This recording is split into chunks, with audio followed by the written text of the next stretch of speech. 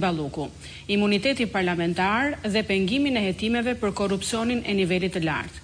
A prisin që Bashkimi Evropian të ushtrojë presion real, apo vetëm protestat e fuqishme qytetare mund ta detyrojnë drejtësinë të veprojë?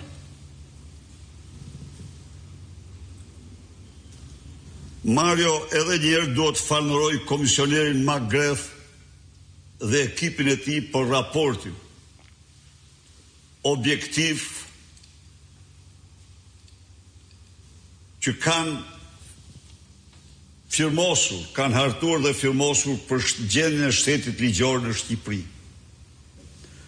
Dhe unë mund të them ju se kjo shënon një hap shumë të rëndësishëm, një mbështetje e madhe për Shqipërinë dhe shqiptarët.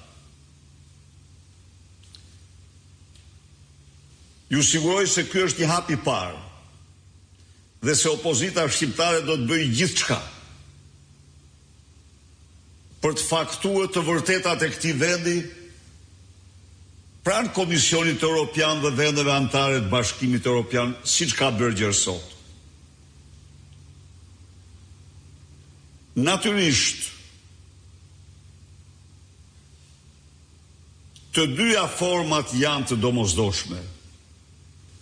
Një dialog intensiv me Bashkimin Evropian, institucionet e tij, Komisionin, Parlamentin, vendat anëtare, është i domosdoshëm qeverinë e Shteteve të Bashkuara për të paraqitur realitetin shqiptar siç është.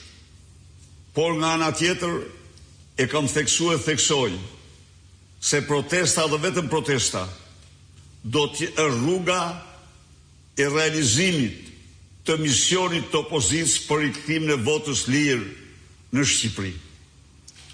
Linort Gërmeni, përshëndetje doktor. Kritikët thonë se në drejtimin e Partisë Demokratike janë zgjedhur të rinj pa përvojë politike apo partijake, apo persona pak të njohur